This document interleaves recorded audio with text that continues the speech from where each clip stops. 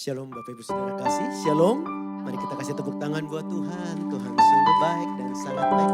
Sama-sama kita tundukkan kepala dan kita berdoa mengawali ibadah kita malam hari ini. Terima kasih Bapa, kami mengucap syukur untuk kasih setia Tuhan. Kami ada di rumah Tuhan pada malam hari ini. Beribadah bersama-sama Tuhan. Kami berdoa biar Roh Kudus, Engkau yang ada di ruangan ini, hadir di ruangan ini. Menolong kami sehingga ibadah ini memuliakan nama Tuhan, meninggikan nama Tuhan. Kami yang datang, yang ada dalam ruangan ini Tuhan, maupun saudara-saudara seiman kami yang sedang menuju tempat ini. Tuhan, Engkau memberkati setiap kami, melindungi kami. Setiap persoalan kami percaya bahwa Allah kami, Allah yang setia, Tuhan yang selalu menolong kami.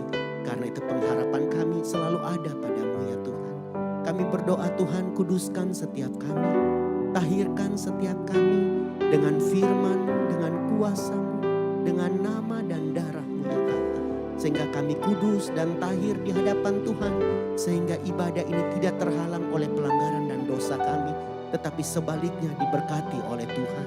Terima kasih Bapa. Setiap nyanyian, pujian, mazmur dan sembah kami menjadi doa ucapan syukur kami di hadapan Tuhan. Kerinduan kami menyenangkan hati-Mu. Biarlah malam hari ini dari tempat ini ada pujian penyembahan dari orang-orang yang menyembah Bapa dalam roh dan kebenaran. Segala puji syukur hanya bagi-Mu. Urapi setiap kami yang melayani Tuhan malam hari ini. Bahkan jemaat Tuhan yang hadir. Biar Tuhan memuaskan setiap kami. Segala puji syukur hanya bagi-Mu dalam nama Tuhan Yesus Kristus. Umat yang percaya sama-sama katakan amin. Sekali lagi kasih tepuk tangan. Nyanyikan bersama kami. Ya Tuhanku, aku hendak bernyanyi bagi-Mu selama ku hidup. Ya Allahku, aku hendak bermazmur bagi-Mu selagi ku ada. Inilah yang ku renungkan. Inilah yang ku renungkan setiap waktu. Nyanyian pujian dan pengagungan kepadamu.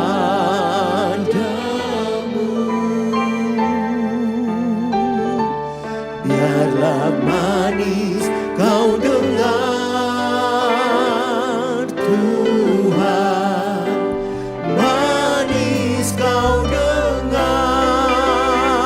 Tuhan, dan hatiku bersuka karena-Mu.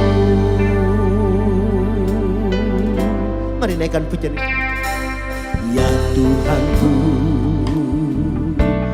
aku hendak bernyanyi bagi-Mu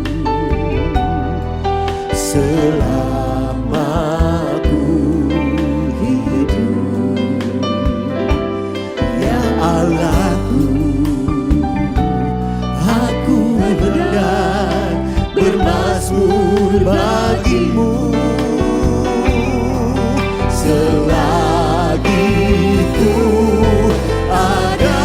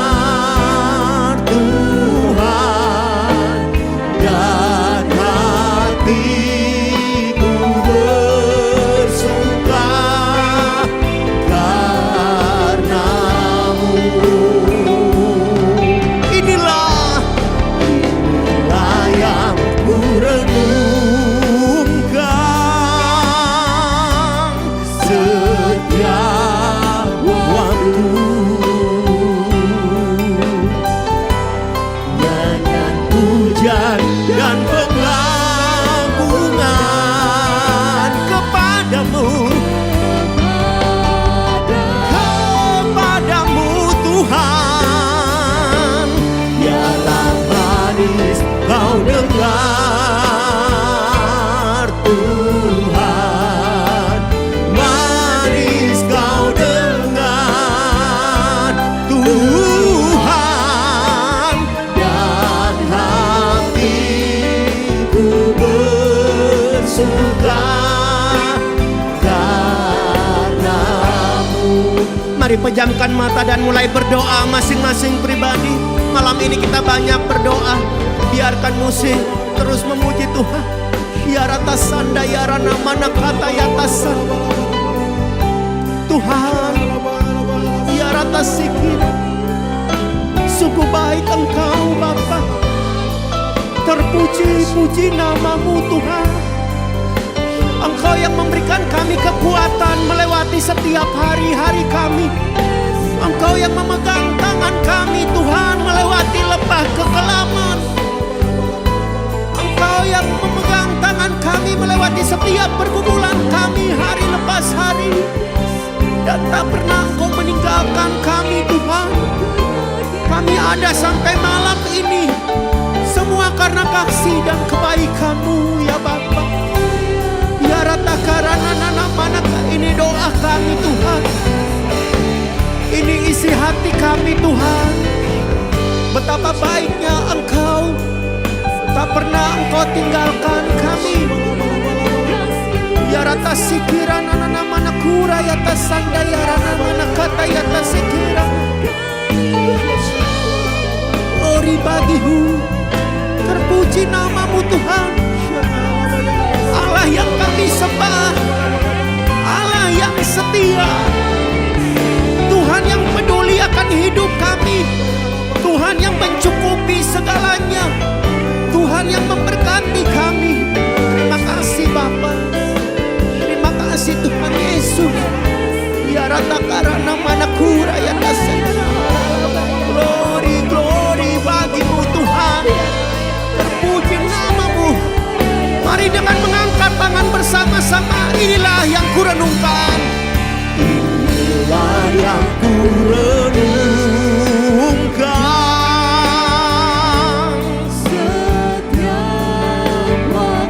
Setiap waktu nyanyian pujian dan pengagungan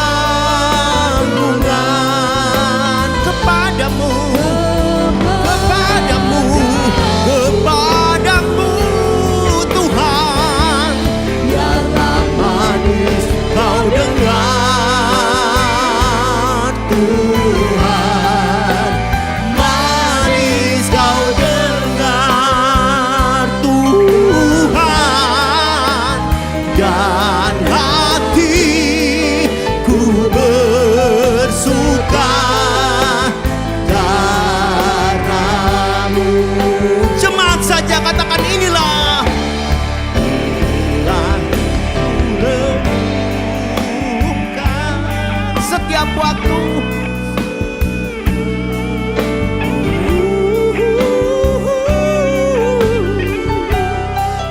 Nyanyian pujian dan pengagungan.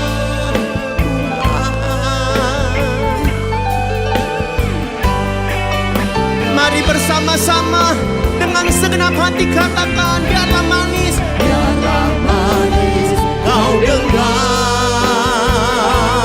Tuhan. Manis kau dengar Tuhan. Dan hatiku bersuka karena-Mu. Dan hatiku bersuka.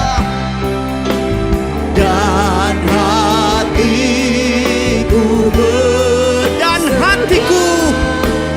Dan hatiku sekali lagi, dan hatiku. Dan hatiku bersuka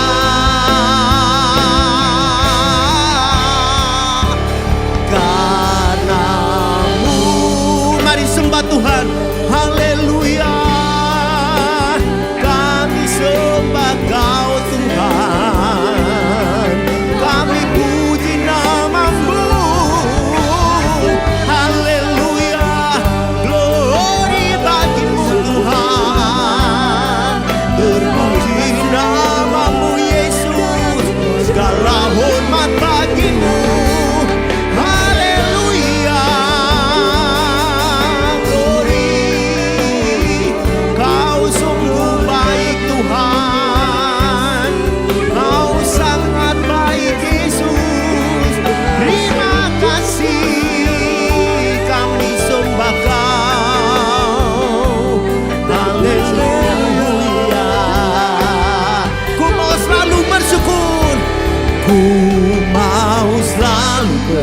bersyukur.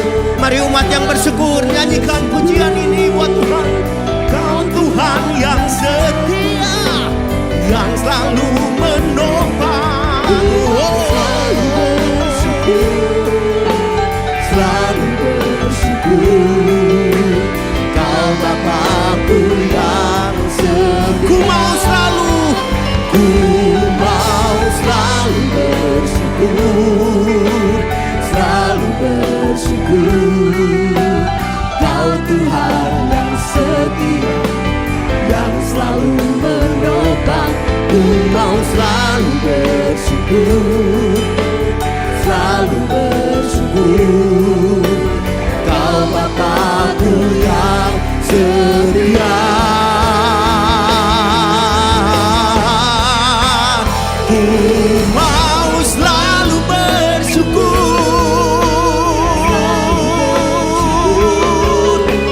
Kau Tuhan yang setia, yang selalu menopang.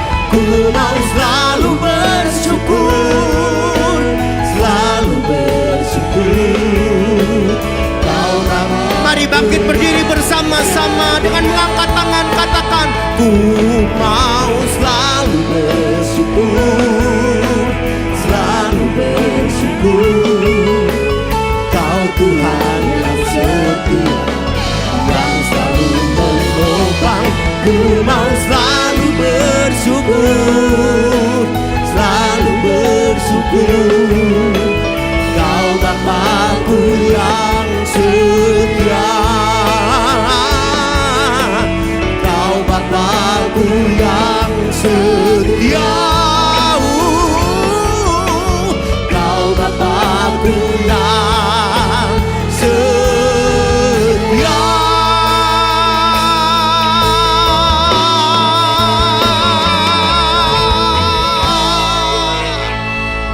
Haleluya Tuhan.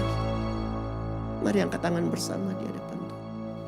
Jemaat nyanyikan, ku mau selalu bersyukur,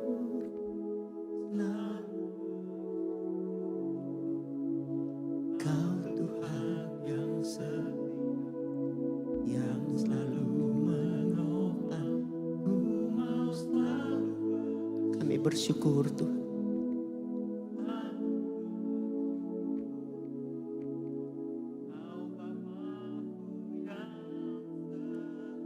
Kau Bapa yang setia, Kau Bapa, Kau Bapa yang setia, Kau Bapa setia.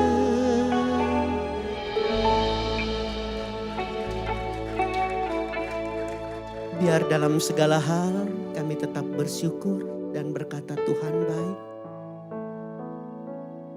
Tak pernah terlambat pertolongan-Mu bagi kami. Terima kasih untuk pengalaman-pengalaman yang indah, pergumulan-pergumulan yang kami lewati. Karena membuat iman kami semakin bertumbuh ketika kami ada dalam pergumulan. Dan mujizat Tuhan terjadi ketika kami ada dalam pergumulan. Terima kasih Bapa untuk rumah tangga kami, keluarga kami, untuk kebaikan Tuhan.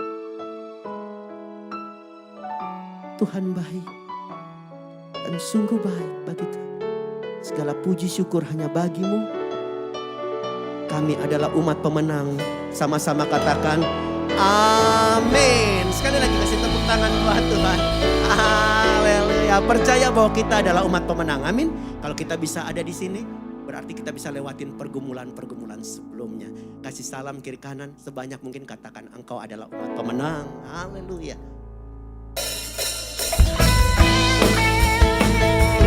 Glory bagi Tuhan.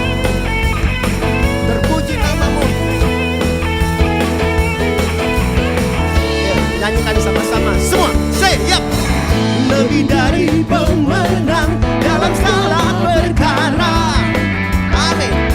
Iblis telah dikalahkan oleh kuasa darahnya. Jika Allah di pihak kita,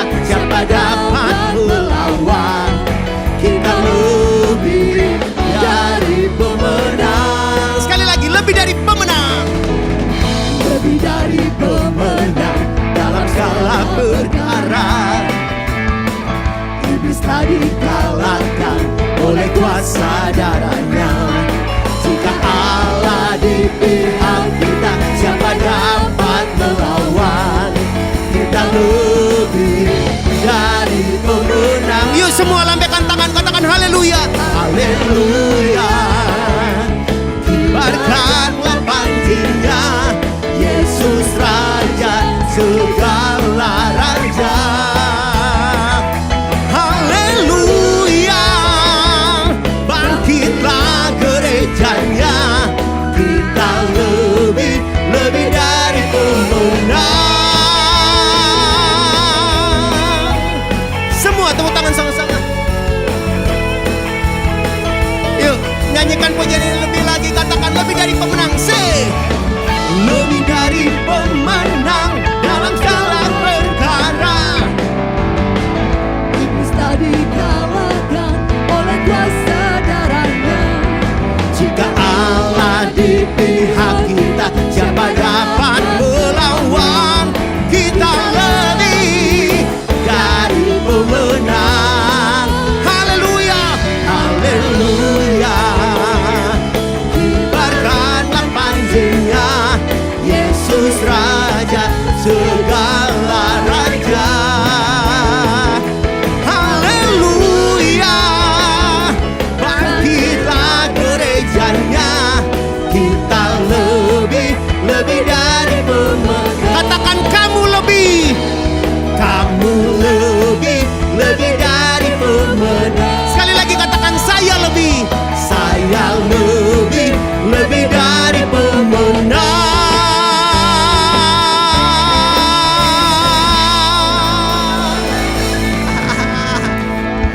Haleluya. Silakan duduk Bapak Ibu Saudara kasih. Kita siapkan hati kita untuk firman Tuhan pada malam hari ini.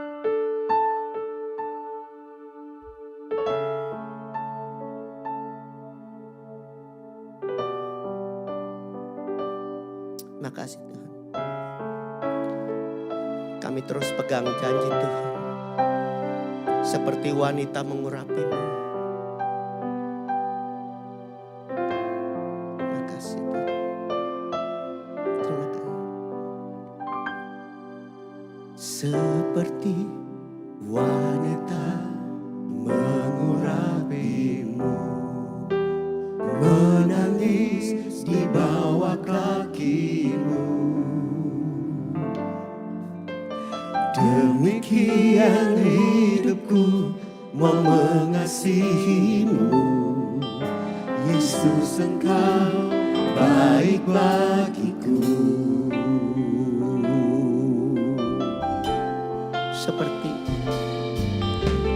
Seperti wanita mengurapimu, menangis di bawah kakimu. Demikian hidupku mau mengasihimu. Yesus, Engkau baik bagiku. Sampai akhir ku menutup mata, ku tetap setia menanti janjimu. Sampai ku dapatkan mahkota kehidupanku, ku tetap setia untuk melayanimu.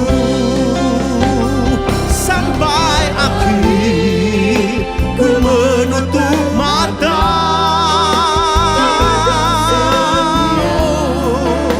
menanti janjimu Tuhan. Sampai ku dapatkan mahkota kehidupanku, ku tetap setia untuk melayanimu.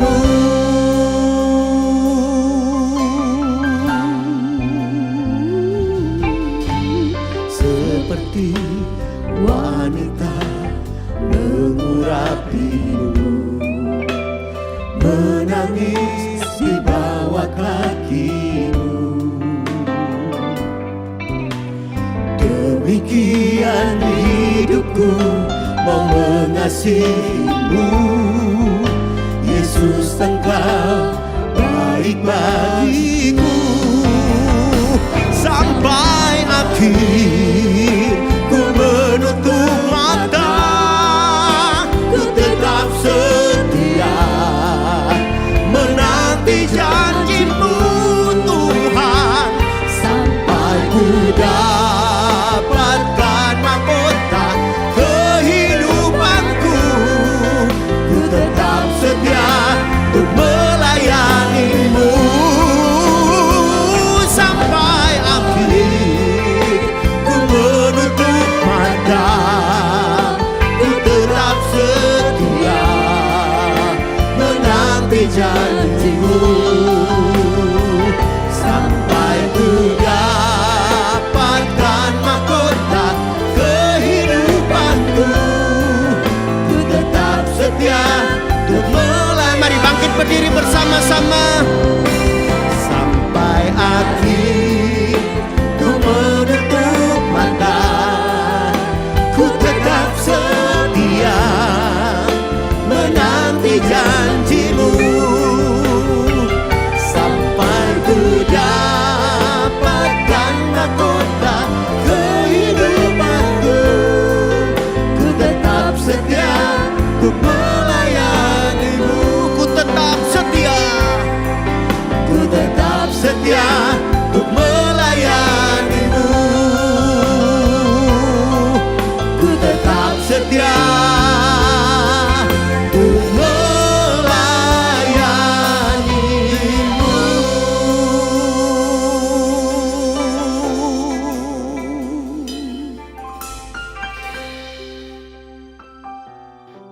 Tuhan, terima kasih buat malam hari ini. Terima kasih banyak buat satu hari lagi Tuhan berikan kami kesempatan untuk boleh ibadah. Terima kasih ya Tuhan. Kasih setiamu, kasih karuniamu berlimpah buat setiap kami. Terima kasih banyak ya Tuhan. Kami percaya di tengah-tengah minggu, di tengah-tengah kesibukan kami meluangkan waktu untuk Engkau. Dan kami tahu kami hadir di sini karena kami punya kerinduan dan kehausan akan Tuhan sendiri. Terima kasih Tuhan, bicara buat setiap kami. Roh Kudus, ini ibadahmu, ambil alih seutuhnya. Di dalam nama Tuhan Yesus kami berdoa dan mengucap syukur. Setiap yang siap dengarkan firman Tuhan bersama-sama dengan saya katakan amin. Silakan duduk Bapak Ibu Saudara, selamat malam, shalom. Oke, langsung buka firman Tuhan. Buka dengan saya Keluaran pasal yang ketiga, ayat yang pertama sampai yang keenam. Keluaran pasal yang ketiga, ayat yang pertama sampai yang keenam. Keluaran pasal yang ketiga, ayat yang pertama berkata demikian. Adapun Musa, ia biasa menggembalakan kambing domba Yitro mertuanya, imam di Midian. Sekali ketika ia menggiring kambing domba itu ke seberang padang gurun, sampailah ia ke gunung Allah, yakni gunung Horeb. Lalu malaikat Tuhan menampakkan diri kepadanya di dalam nyala api yang keluar dari semak duri. Lalu ia melihat dan tampaklah semak duri itu menyala, tetapi tidak dimakan api. Musa berkata, baiklah aku menyimpang ke sana untuk memeriksa penglihatan yang hebat itu. Mengapakah tidak terbakar semak duri itu? Ketika dilihat Tuhan bahwa Musa menyimpang untuk memeriksanya, berserulah Allah dari tengah-tengah semak duri itu kepadanya, Musa, Musa. Dan ia menjawab, ya Allah. Lalu ia berfirman, janganlah datang dekat-dekat. Tanggalkanlah kasutmu dari kakimu. Sebab tempat di mana engkau berdiri itu adalah tanah yang kudus. Lalu ia berfirman, akulah Allah ayahmu, Allah Abraham, Allah Ishak dan Allah Yakub. Lalu Musa menutupi mukanya sebab ia takut memandang Allah. Pak, Bu, Saudara, background dari kisah ini dari sebelum Keluaran pasal yang ketiga, tentu ada Keluaran pasal yang kedua. Dan kenapa Musa bisa ada di tanah Midian? Dan kenapa Tuhan menjumpai Musa di tanah Midian tersebut? Kalau Bapak Ibu Saudara baca dari Keluaran pasal yang pertama bagaimana kisah dari kelahiran Musa. Dikatakan dari waktu Keluaran pasal yang pertama ada dekret dari pemerintah bahwa semua wanita Yahudi atau wanita Israel, kalau dia melahirkan bayi laki-laki, maka semua bayi laki-laki Israel itu wajib untuk dibunuh. Keluaran pasal pertama adalah kisah tentang bagaimana tanah di mana Musa dilahirkan itu banjir darah. Kenapa? Semua bayi laki-laki dibunuh. Dan ketika Musa lahir kala itu, ibunya melihat betapa gantengnya, betapa lucunya, betapa cakepnya anak ini. Dan hatinya tidak tega untuk membunuh atau untuk diserahkan. Dan ada kekuatan di dalam hati ibunya untuk berkata, anak ini pasti hidup. Dan saya percaya itu bukan cuma dari naluri seorang ibu yang sayang sama anaknya, tapi Tuhan yang ngomong sama ibunya. Bagaimana dibuatin keranjang di tepi sungai Nil. Kalau saya boleh dramatisir sedikit, dengan penuh linangan air mata, mungkin dikecup untuk terakhir kalinya, diiringi dengan doa buat anaknya Musa, dan berkata, nak, tumbuh besar seperti Tuhan pelihara engkau dan Tuhan menetapkan engkau jadi pembebas buat bangsa ini. Kasih karunia, perlindungan Tuhan ada padamu. Dilepaskan anak itu di tengah-tengah sungai Nil. Mungkin sejauh mata bisa memandang, dia lihat bagaimana keranjang itu naik turun di bawah arus sungai Nil. Dia berharap tidak ada buaya yang memakan. Dia berharap tidak ada kuda Nil yang memangsa dari anaknya itu. Dan Tuhan jaga bayi Musa sampai dibuat demikian rupa lewat sungai Nil. Dan tepat waktunya putri Firaun sedang ada di tepi sungai itu. Dan keranjang itu bisa nyangkut. Begitu dibuka oleh putri Firaun, bayi Musa mungkin lagi ketawa, lagi lucu-lucunya, dan langsung jatuh hati putri Firaun. Singkat cerita kita tahu bagaimana Musa diambil dan jadi anak angkat. Agak bingung di Keluaran pasal kedua, Pak, Bu, Saudara. Malam ini saya mau sedikit mengajar. Keluaran pasal kedua, tiba-tiba Musa ngerti panggilannya adalah sebagai pembebas bangsa Israel dari perbudakan Mesir. Dan bagaimana waktu dia ngerti panggilan hidupnya, bagaimana identitas dia. Oh, ternyata dia anak angkat. Oh, ternyata dia itu aslinya dari suku Israel. Di Keluaran pasal kedua, waktu dia ngerti panggilannya, waktu dia ngerti siapa dia waktu dia dilahirkan dan untuk apa dia ada di situ. Bagaimana dia waktu ngelihat dua orang Israel berantem dan dia jadi penengah. Dia bilang, ngapain berantem, kita ini saudara. Dan orang Israel itu bilang, emang kau siapa? Emang kita akan kau jadi hakim di antara kami. Dan waktu dia melihat bagaimana seorang mandor Mesir menindas dari saudaranya, dia marah dan dia bunuh itu mandor. Dan Pak, Bu, Saudara, dalam terjemahan dikatakan mandor itu adalah orang kepercayaan dari Raja Firaun. Berita itu sampai ke telinga Firaun, bagaimana mandor kepercayaannya itu dibunuh oleh cucu angkatnya sendiri. Dan Firaun marah, dan bagaimana kita tahu Musa dikejar-kejar, dicari. Dan mau gak mau dia harus lari dari Mesir, dia lari ke tanah Midian. Midian itu letaknya kalau dihitung secara kilometer ada 483 kilometer. Mungkin dari Jakarta sampai ke kota Kudus kalau saya hitung kurang lebih. Dan itu bukan pakai mobil, itu jalan 483 kilometer. Dibayangkan mungkin sekitar bisa 1 bulan lebih dia jalan. Dia pikir udah cukup jauh, 483 km itu jauh, Pak, Bu, Saudara.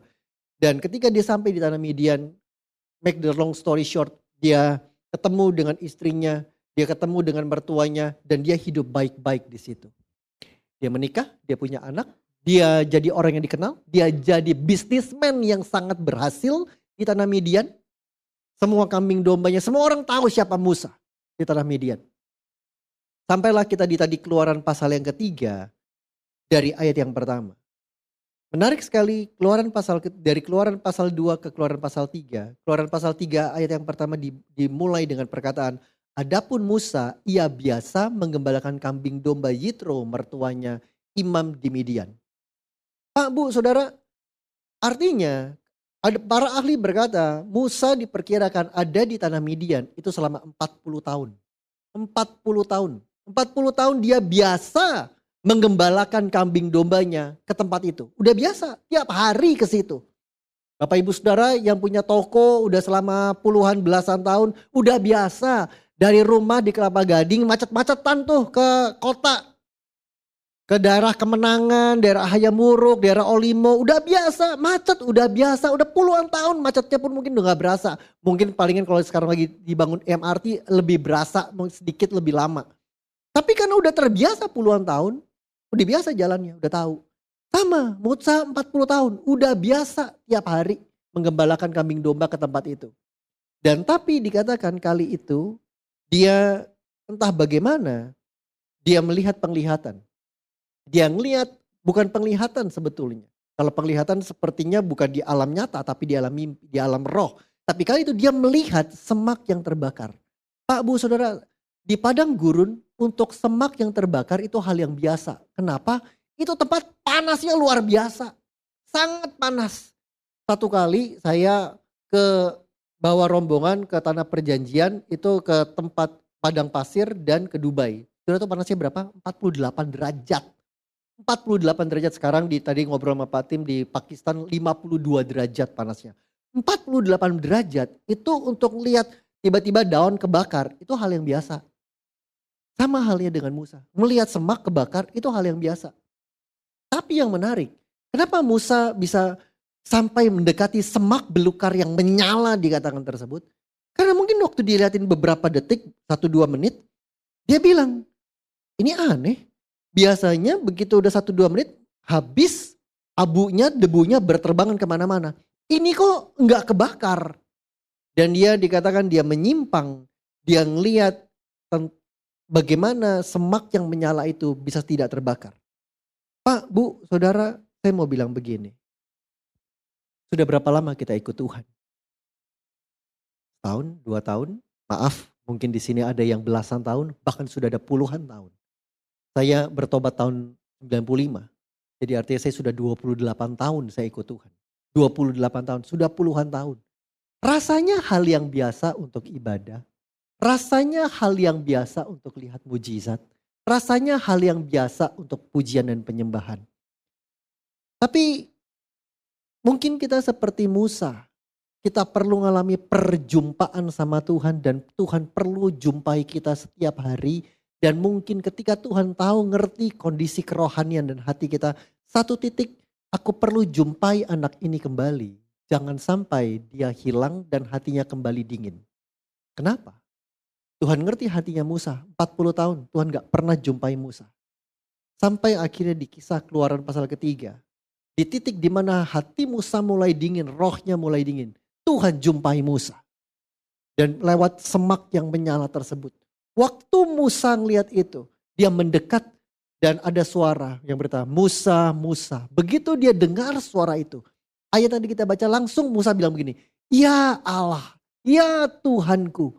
Pertanyaan saya, kenapa Musa bisa tahu? Langsung dia tahu, ini Tuhan yang ngomong, ini Tuhan di depanku. Karena selama 40 tahun dia menantikan suara itu. Selama 40 tahun dia belum pernah mengalami perjumpaan itu lagi. Dan kali itu Tuhan jumpai dia supaya dia tahu. Tuhan mau Musa tetap tidak kehilangan dari panggilannya. Musa tidak kehilangan jati dirinya. Dan menarik sekali saya mau bilang saya masuk ke inti khotbah saya. Ketika Musa mengalami perjumpaan sama Tuhan. Apa yang Tuhan minta dari Musa? Tuhan cuma minta satu. Langsung dia bilang begini. Tanggalkan kasutmu. Pak, Bu, Saudara, hari ini kita sudah dari satu rutinitas ke rutinitas yang lain. Kita udah biasa mungkin Bapak Ibu Saudara yang terbiasa, maaf, kebaktian tengah minggu dari kantor, dari toko, mungkin dari rumah bahkan datang ibadah tengah minggu di tempat ini. Ibadah setiap hari minggu di tempat ini atau di Moi. Tapi ada masanya Tuhan akan menarik hati Bapak Ibu Saudara. Kita punya Tuhan yang sangat ngerti bagaimana caranya menarik hati kita. Ingat tadi dikatakan Musa udah terbiasa menggembalakan kambing dombanya ke tempat itu. Tapi kali itu Tuhan buat hati Musa tertarik dan Musa nyebrang. Di Keluaran pasal ketiga di ayat yang ketiga dikatakan Musa menyeberang untuk melihat penglihatan atau semak yang menyala itu. Saya berdoa hari-hari ini. Di tengah-tengah segala kepenatan, di tengah-tengah segala tekanan hidup ini. Tuhan menarik hati kita dan bawa kita nyebrang. Keluar dari kebiasaan, keluar dari rutinitas. Untuk ngapain? Untuk mengalami perjumpaan dengan dia. Dan waktu kita mengalami perjumpaan sama Tuhan. Banyak orang berkata satu perjumpaan dengan Tuhan itu sanggup merubah dunia hidup kita. Yang setuju dengan saya katakan amin. Tapi Pak, Bu, Saudara, malam ini karena di KTM izinkan saya bawa Bapak Ibu Saudara maju lebih dalam. Ketika kita mengalami perjumpaan sama Tuhan, apakah kita cuma mau sampai di level kita nangis? Kita sadar kita ini manusia berdosa. Dan kita sadar betapa besarnya kasih Tuhan. Tapi saya yakin Tuhan mau setiap kita tidak berhenti di titik tersebut. Tuhan mau setiap kita maju lebih lagi. Sama seperti ketika Tuhan jumpai Musa. Apa yang Tuhan minta? Langsung Tuhan bilang begini, tanggalkan kasutmu. Tanggalkan kasut bicara dua hal Pak, Bu, Saudara. Yang pertama bicara tentang hal yang tidak berkenan, hal yang kotor. Kita tahu kasut, sendal, sepatu itu wadah atau sarana untuk kita jalan. Dan itu kalau di jalan yang berdebu, jalan yang becek, yang pertama kali kena itu untuk melindungi kaki kita supaya nggak kotor, supaya nggak luka. Waktu Tuhan berkata tanggalkan kasut, artinya Tuhan minta waktu kita ngalami perjumpaan sama Tuhan, tinggalkan semua yang kotor yang tidak berkenan di hadapan Tuhan. Tapi yang kedua, tanggalkan kasut ketika saya pelajari lebih dalam di kitab Keluaran pasal yang ketiga dan bahkan di kitab Yosua. Tanggalkan kasut mau bicara tentang tanggalkan hak dan kehendak kita. Kenapa? Pak, Bu, Saudara, bayangkan ini di tengah-tengah padang pasir. Kalau Bapak Ibu Saudara main ke tanah perjanjian, satu kali nanti ke saudara bawa ke Mesir, naik ke Sinai, pas tengah hari bolong atau saudara ke Dead Sea, laut itu, pas ketika tengah-tengah matahari lagi tinggi-tinggi, coba copot sepatu, gak pakai sandal, jalan tuh di pasir. Atau Bapak Ibu gak usah ke tanah perjanjian, siapa yang suka main ke Pik 2? Nah, coba tengah hari bolong jam 12 jam 1 main deh tuh di Pik 2 tuh, tanah yang pasir putih yang ada kafe lagi tren. Jangan pakai sandal, jangan pakai sepatu. Coba jalan, saya mau lihat tahan berapa menit. Kenapa? Karena kan panas sekali. Bayangkan itu baru di Pik 2 yang suhu kita masih 38. Ini bisa 48, bisa 50. Begitu kita lepas sandal dan sepatu kita, itu kaki bisa melepuh Pak, Bu, Saudara. Belum lagi ini bukan pasir putih. Padang pasir tempat di mana Musa melihat bagaimana semak itu menyala. Itu adalah padang pasir yang penuh dengan batu, penuh dengan duri, penuh dengan binatang yang bisa menggigit dan berbisa. Tapi di tengah-tengah semuanya itu Tuhan berkata, tanggalkan kasut. Karena kan Tuhan mau berkata, bisakah kita tinggalkan semua hak kita? Tinggalkan kehendak kita. Karena kasut bicara yang pertama adalah hak, kehendak. Dan kedua, kasut dalam budaya bangsa Israel pada saat itu. Ketika kalau mereka berperang dan lawan musuh, maka yang pertama waktu mereka sudah diikat tangannya, apa yang mereka tanggalkan? Yang kedua, bukan pakaian. Yang mereka tanggalkan adalah kasut mereka. Kenapa? Karena mereka yakin kalau mereka copot sepatunya, copot sandalnya, mereka nggak akan bisa lari jauh. Karena kondisi alam yang seperti itu. Pasir yang begitu panas, penuh dengan batu, penuh dengan duri, penuh dengan ular dan kalajengking. Dan mereka yakin nggak akan tahan, nggak akan bisa lari kalau sandalnya atau kasutnya itu diambil. Mau bicara apa tentang tanggalkan kasut? Alkitab bilang begini, Paulus pernah bilang begini, aku ini tawanan roh. Aku ini nggak punya lagi hak dan kehendakku. Waktu Roh Kudus aku penuh dengan Roh Kudus. Waktu aku mengalami perjumpaan sama Tuhan, aku serahkan hakku, kehendakku kepada Tuhan. Dan aku rela untuk mengikuti kemana Tuhan bawa hidupku ini. Hari ini Pak, Bu, Saudara, bagaimana dengan hidup kita? Saya buktikan lewat tentang hak dan kehendak. Lewat dari orang yang kedua yang Tuhan minta tanggalkan kasut. Yaitu Yosua pasal yang kelima. Yosua pasal yang kelima ayat 13 sampai 15.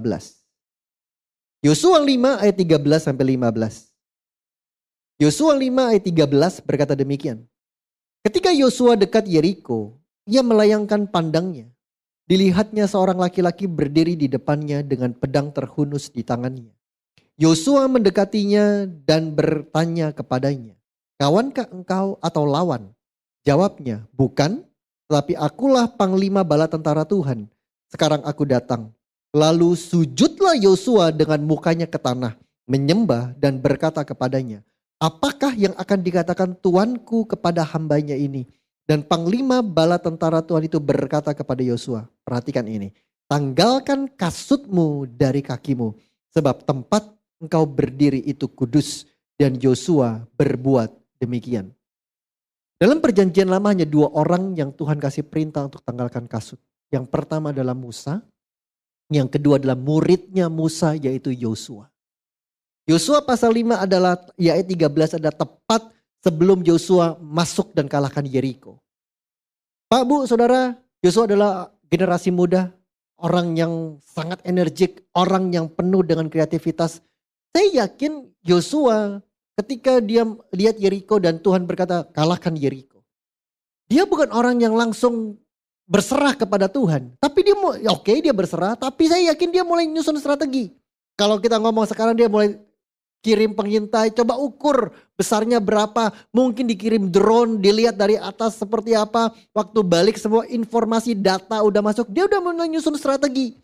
Oke, kita masuk dari sini, kita kepung dari sini, jagain pintu keluarnya di sini, dia udah susun semua strateginya, dia udah susun semua rencananya dengan baik.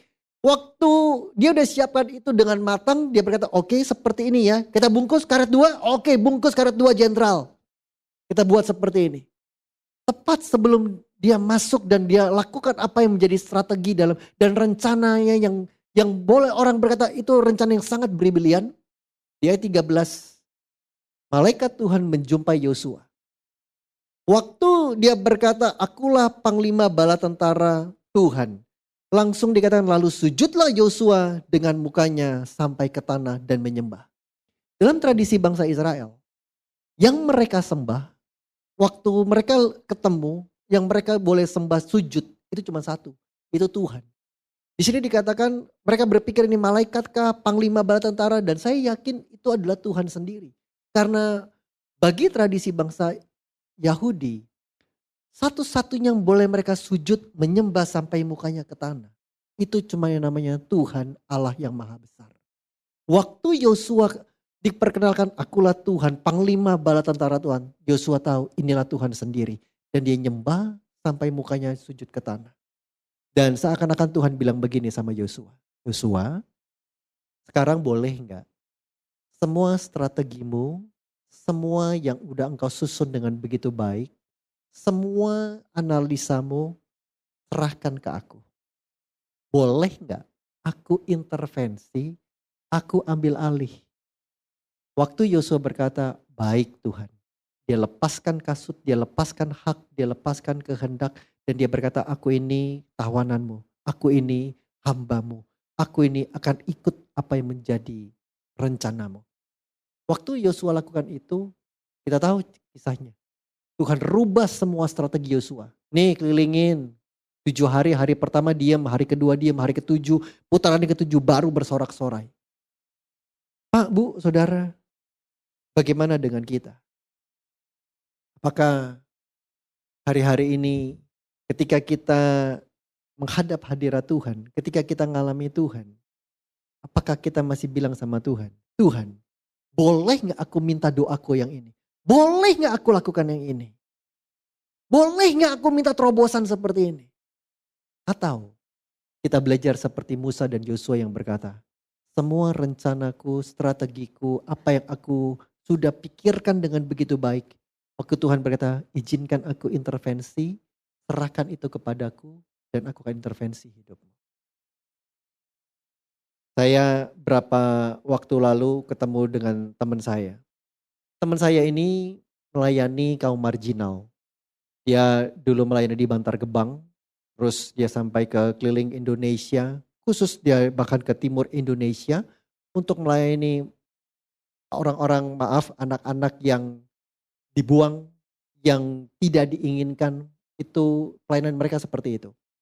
Dan satu kali teman saya waktu saya ketemu, dia perkenalkan saya dengan seorang wanita remaja lebih tepatnya dari Amerika Serikat. Jadi ketemu bule, masih muda, sangat muda kala itu. Ini berapa tahun yang lalu udah, hampir 10 tahun. Begitu ketemu, ngobrol gitu, terus Ternyata cukup fasih dalam bahasa Indonesia. Dan mulai cerita. Saya pikir bule gitu, wah biasa pembicara hebat, seminar dan lain KKR sebagainya. Dan waktu dia cerita tentang kisah hidupnya, saya nggak bisa tahan, saya nangis di depan dia dan saya malu akan hidup saya sendiri. Namanya, kalau Bapak Ibu Saudara ketik nama ini, maka akan keluar. Namanya adalah Amanda Hedges. Amanda Hedges. Mungkin ada yang pernah dengar nama itu. Kalau Bapak Ibu Saudara ketik nama itu akan keluar semua. Dia orang Amerika Serikat. Ketika dia usia 10 tahun dia cerita, itulah kali pertama dia dengar nama Indonesia. Dia lahir dari keluarga penginjil. Dia dari keluarga Kristen, papa mamanya hamba Tuhan, penginjil. Jadi sudah biasa dari kecil untuk hidup dalam kekristenan. Sudah biasa dalam berdoa dan lain sebagainya. Dan dia tahu dari kecil, dia sudah tahu panggilan hidupnya adalah untuk keluar jadi misionaris, jadi berkat untuk banyak orang. Dari kecil dia sudah tahu. Dia sudah dinubuatkan, didoakan dan lain sebagainya. Ketika usia 10 tahun, dia pertama kali dengar nama Indonesia. Lewat apa? Lewat satu selebaran yang namanya dulu ada namanya OTA, orang tua asuh. Beberapa manggut-manggut, saya juga dulu ikut di situ. Waktu dia lihat OTA itu ada satu anak Sulawesi, begitu dia lihat dengan khasnya gitu, rambut keriting hitam, gigi nyengir begitu. Begitu lihat itu jatuh hati dia. Dan dia nggak tahu di mana Indonesia, dia cuma lihat anak ini, dia nangis dan dia berkata, aku mau membiayai anak ini untuk sekolah. Itu kali pertama dia dengar Indonesia. Dia sudah lupakan itu tiap tahun kita ada, kalau yang ikut OTA tahu dapat terima laporannya anaknya sudah lulus SD, mau masuk SMP dan lain sebagainya. Dia tetap ikuti itu. Amanda Hedges kecil bertumbuh jadi remaja. Usia 17 tahun dia menang athletics. Dia menang olimpiade di tempat negara bagiannya, Utah. Dan negara memberikan dia beasiswa. Dan dia bilang, lu mau kuliah di mana? Pilih kuliah tempat kampus paling mahal. Harvard, MIT, Massachusetts, di mana sebut aja kita bayarin.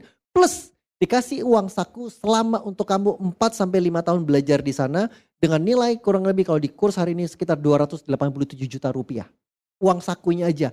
Jadi tempat tinggal semuanya dibayarin. Dan cuma satu dia minta. Tetap main di athletics, bawa nama Amerika. Dan dia mulai apply ke universitas dan apa yang menjadi impiannya. Satu malam ketika dia sudah mulai menjalani itu, tiba-tiba keluar di lacinya, waktu dia buka lacinya, dia keluar laporan OTA dari anak Sulawesi yang dia jadi ibu asuhnya, tanda kutip. Waktu dia lihat surat itu, tiba-tiba dia berkata, malam itu entah bagaimana, entah dari mana, saya nangis jadi-jadinya waktu saya lihat OTA itu. Dan Tuhan ngomong di hatinya, kamu sekarang berangkat ke Jakarta, ke Indonesia. Dan dia bilang sama Tuhan, sekarang boleh gak jangan sekarang? Aku baru apply nih ke universitas, dapat beasiswa nih, dapat uang jajan nih sekian ratus juta. Boleh gak nanti udah 4 tahun, udah lulus, udah dapat gelar, dapat degree, bahkan aku udah lebih kaya akan pengalaman, aku ke Indonesia deh. Aku mungkin udah lebih punya banyak uang dan aku jadi berkat buat Indonesia. Tapi di hati Tuhan bilang, no, sekarang. Dia gak bisa tidur katanya malam hari itu. Besok paginya dia sampaikan hal ini ke papa mamanya.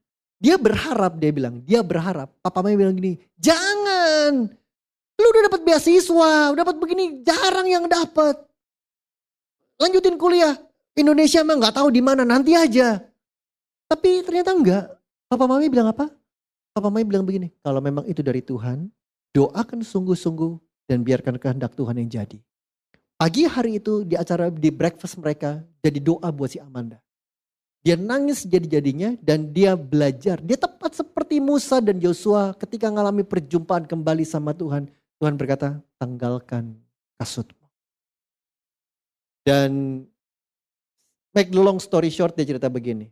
Dia cuma minta konfirmasi. Dia bilang begini, oke, tunjukin sama saya ke Jakarta saya harus ketemu siapa. Ngelayanin di mana.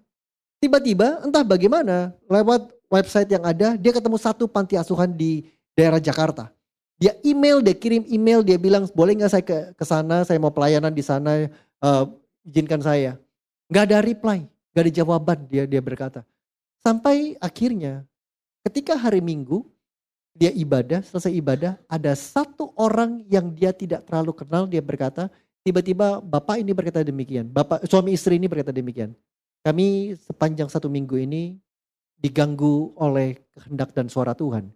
Kami harus belikan ini, open tiket buat kamu, tulis nama kamu, dan kami mau ikut aja apa kehendak Tuhan. Sudah tahu, dibelikan one way tiket, single tiket dari Amerika kemana? Soekarno-Hatta. Tinggal diisi namanya, tanggal mau berangkat kapan. Waktu dia terima tiket itu, dia punya 2 pilihan. Dia bisa seperti Musa dan Yosua yang menanggalkan kasutnya, melepaskan haknya, ikut kehendak Tuhan, atau dia punya pilihan sendiri. Seakan-akan Tuhan persis seperti Tuhan jumpai Musa dan Yosua. Hidupmu sudah nyaman, Musa hidupmu sudah nyaman, tapi jangan lupa akan panggilanmu. Yosua, bolehkah serahkan semua strategimu, rencana ke depanmu, dan izinkan aku intervensi. Dan hari itu remaja yang namanya Amanda Hedges melepaskan kasutnya dan ikut kehendak Tuhan. Long story short, dia datang ke Jakarta, dia masuk ke timur, Jakarta Timur, gak jauh dari sini. Saya gak sebut daerahnya. Masuk ketemu panti asuhan Kristen, masuk dalam gang. Itu tempat dia bilang joroknya minta ampun. Cuma ada 6 anak. Dan itu tempat penuh dengan tikus. Penuh dengan nyamuk. Gak ada AC. 2 kali dia digigit tikus. Dan badannya semua penuh dengan bentol karena gigit nyamuk. Dan bahkan dia bilang dia kena kutu. Karena 6 anaknya semua kutuan. 3 minggu dia di panti asuhan itu. Satu malam dia gak tahan. Dia bilang, Tuhan, rumahku di Amerika, aku punya swimming pool. Kemana-mana aku punya mobil. Aku hidup nyaman.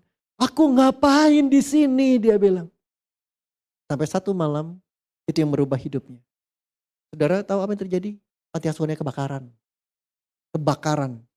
Dan gak ada orang, cuman ada dia si Amanda. Dia cerita sama saya sambil berlinang air mata di coffee shop di Bekasi situ. Dan dia bilang, 6 anak itu cuman peluk Amanda. Dia gak terlalu ngerti bahasa Indonesia, cuma dia tahu.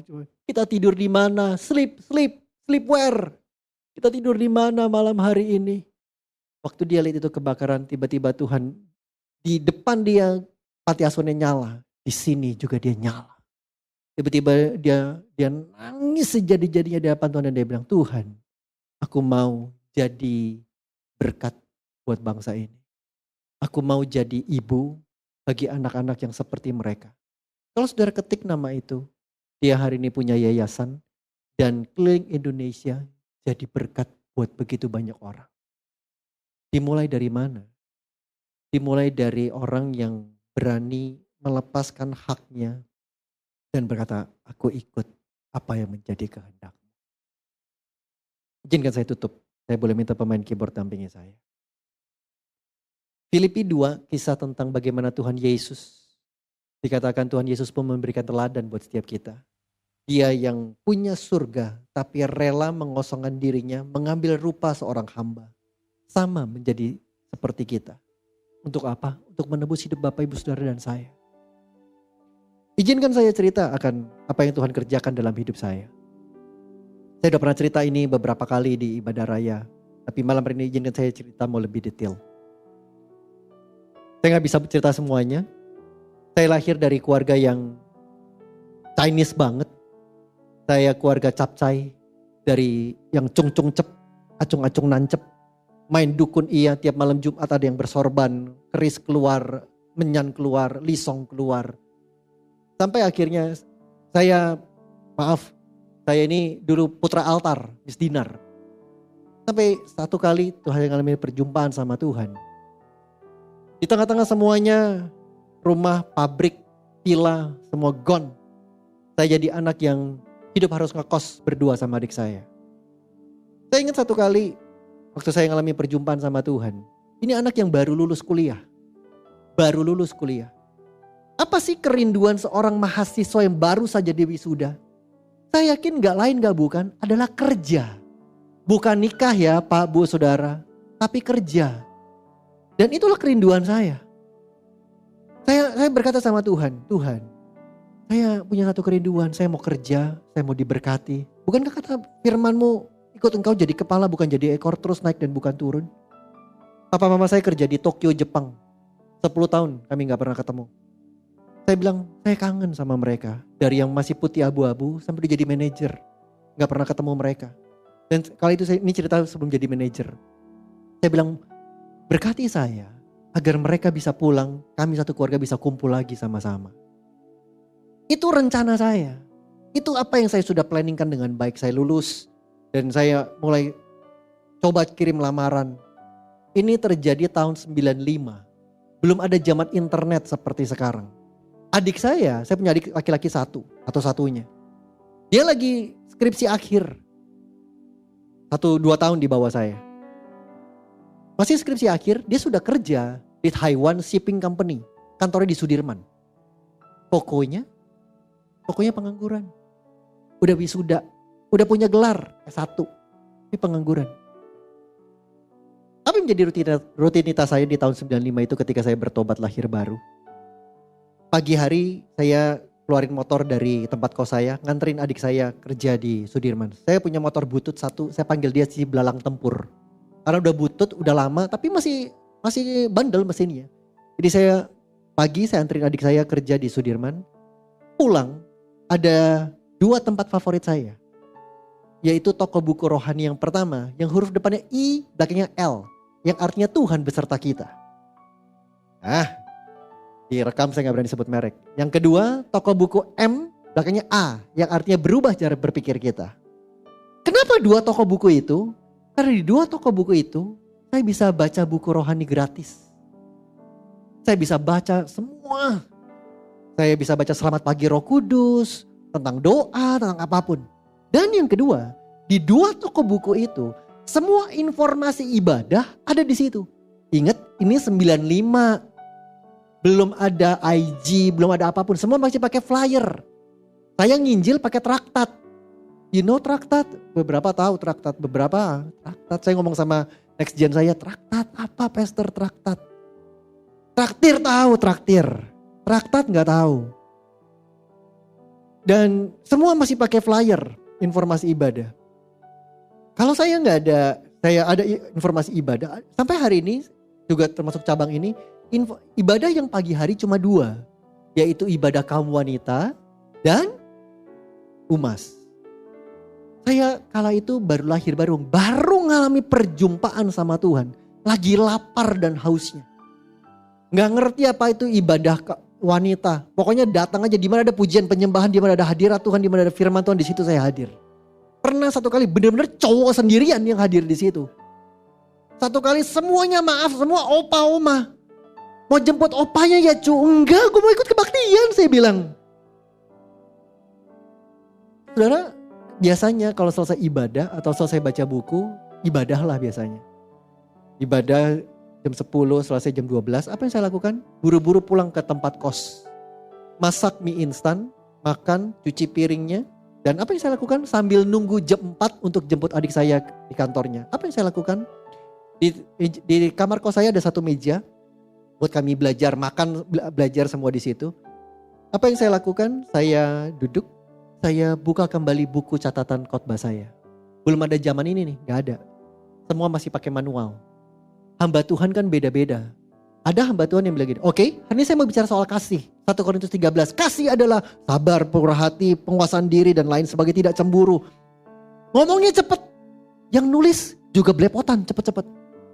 Siang hari itulah, saya ngapain? Saya salin. Saya punya 2 buku, 1 buku catatan khotbah yang kemana-mana saya bawa kalau saya ikut kebaktian atau saya ke toko buku. Kalau saya baca buku Selamat Pagi Roh Kudus, ada tiba-tiba poinnya, saya catat di catatan itu. Siang hari sama, saya buka, saya salin. Di rumah, di meja belajar saya ada 1 buku lain, 1 buku yang jauh lebih bagus dan Alkitab yang jauh lebih bagus. Di situ saya buka kembali ayatnya, di situ saya stabilo. Kadang-kadang di hati muncul tiba-tiba buka ayat yang ini, tambahin ayat yang ini. Saudara, saya lakukan itu gak lama kok. 10 bulan. 10 bulan. 10 bulan saya nganggur seperti itu. 10 bulan tiap hari doanya Tuhan, kerja Tuhan, interview Tuhan. Wakala itu gak ada yang seperti saya bilang tahun 95. Tiap hari rajin banget beli koran. Khususnya Sabtu Minggu. Koran merek K yang belakangnya S. Itu paling banyak iklan lowongan pekerjaan. Paling rajin saya kirim lamaran. Kerja boro-boro, interview aja jarang. 10 bulan. Tiap hari kerjanya seperti itu. Tanpa saya sadar. Tuhan seperti bilang gini, Yusuf, mau gak lepaskan kasutmu, ikut kehendakku. Kala itu saya masih ingat banget, saya punya satu pilihan. Saya diajak sama sepupu saya kerja. Tidak di Jakarta, saya gak sebut kotanya. Dia bilang ikut gua aja yuk. Gajinya sekian, langsung dapat posisi sekian. Karena ini sepupu saya yang udah jadi GM-nya. Langsung ditempatin di sini. Udah kepingin banget. Wah, udah hitung-hitungan, gajinya gede, kotanya bagus dan lain sebagainya. Saya pikir udah ngitung di sini langsung jalan. Tempohnya jalan. Wah, sekian bulan, sekian tahun bisa nyicil ini, nyicil itu. Tapi satu kali saya ikut ibadah, Tuhan bilang gini, jangan tinggalkan kota ini. Jangan tinggalkan gereja ini. Kali itu saya berpikir gini, pelayanan mah di mana aja bisa lah. Tapi kali ini kuat di hati saya. Tuhan bilang gini, jangan tinggalkan kota ini. Jangan tinggalkan gereja ini. Satu kali saya masih ingat banget momen di mana saya bilang sama Tuhan, saya ikut kebaktian tengah minggu seperti ini. Dan saya ikut di Gajah Mada Plaza. Saya mendekati harmoni, hujan turun dengan begitu kerasnya. Motor butut saya mogok. Itu motor kadang kalau udah musim hujan lebih sering mogok daripada jalannya. Dan saya pikir udahlah harmoni, Duta Merlin atau Duta Merlin. Duta Merlin ke Gajah Mada deket, daripada copot busi lama, dorong aja tuh motor. Begitu dorong sampai tempat parkir, masuk ke ruang ibadah lantai 12A, ini badan udah basah kuyup. Dari ujung kepala sampai ujung kaki udah basah semuanya. Saya cukup tahu diri, saya duduk paling belakang. Begitu duduk, tepat satu lagu worship sebelum firman Tuhan. Saya masih ingat sampai hari ini, siapa WL-nya, Pak WL. Anda luar biasa. Saya masih ingat siapa WL-nya. Dan saya masih ingat apa lagunya. Lagunya bilang begini. Lebih dari segalanya. Ku ingin. Nah. Kalau tim bilang-bilang. Mas Per.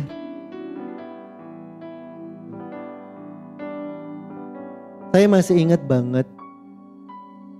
Itu kali pertama saya dengar lagu itu. Dan saya gak bisa tahan air mata saya. Saya gak pernah lupa momen hangatnya air mata yang turun. Dan saya bilang gini sama Tuhan. Tuhan, gak apa-apa aku gak punya apa-apa sekarang. Gak apa-apa aku miskin sekarang. Yang penting aku punya Yesus dalam hidupku. Itu momen dimana hati saya bilang gini. Oke, aku lepaskan kasutku, aku ikut engkau. Pak, Bu, Saudara, tanpa saya sadari 10 bulan saya nganggur kayak gitu. Tanpa saya sadar Tuhan lagi siapin saya. Saudara tahu, begitu saya dipercaya seperti hari ini. Tahu dari mana bahan khotbah saya? 2 tahun pertama bahan khotbah saya dari 10 bulan nganggur itu. Tiba-tiba, dan mulai dari hal yang sederhana. Khotbah sharing di Cool, dulu namanya FA.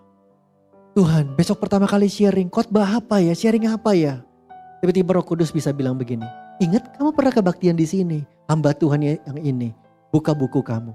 Begitu buka, Tuhan ngomong, buka dengan yang ini, kasih yang ini, tutup dengan yang ini. Oh, iya. Mulai dari Cool, mulai dari persekutuan anak muda, ibadah anak muda, sampai ibadah raya. Tanpa saya sadar, waktu saya flashback Tuhan tiba-tiba bilang begini, ingat gak masa-masa itu? Masa-masa sepertinya saya berkata, sakit Tuhan, gak enak Tuhan. Tapi Tuhan berkata, kalau kamu mau kasih hak dan kehendakmu, kamu kasih semua apa yang sudah kamu susun, rasanya paling bagus, paling ideal kayak gini nih. Tapi Tuhan bilang, boleh gak aku intervensi, aku buat seperti yang ini. Hari ini kalau saya ada sebagaimana saya ada, semata-mata Tuhan sayang. Dan saya percaya Tuhan sayang kepada setiap Bapak Ibu Saudara. Tadinya saya mau bicara hal yang berbeda. Tapi tadi begitu duduk, Tuhan bilang ngomong tentang ini. Saya gak tahu di sini Berapa banyak yang Kau sudah susun dengan baik rencana hidupmu, strategimu, ke depan mau seperti apa. Tapi mungkin dalam minggu-minggu ini, Tuhan ngomong kuat di hatimu seperti apa. Izinkan, bolehkah engkau berkata, Tuhan, aku ini hamba-Mu. Kalau Tuhan berkata, tanggalkan kasutmu. Bisakah kita serahkan hak dan kehendak kita dan berikan ke Dia? Yang mau katakan, mari Bapak Ibu Saudara, kedua tangan kita dan siap terima berkat Tuhan. Kiranya Tuhan menghadapkan wajah kepada setiap kita, menyinari kita dan memberikan kita kasih karunia yang berlimpah-limpah dari Allah Bapa di surga. Dalam Putra yang tunggal Tuhan kita Yesus Kristus, persekutuan yang intim dan manis dengan Roh Kudus turun dalam hidup kita mulai dari malam ini sampai Maranatha. Tuhan datang kali yang kedua menjemput mempelainya. Setiap kita yang diberkati Tuhan, sama-sama katakan amin. Selamat malam, Tuhan Yesus memberkati. Pulang.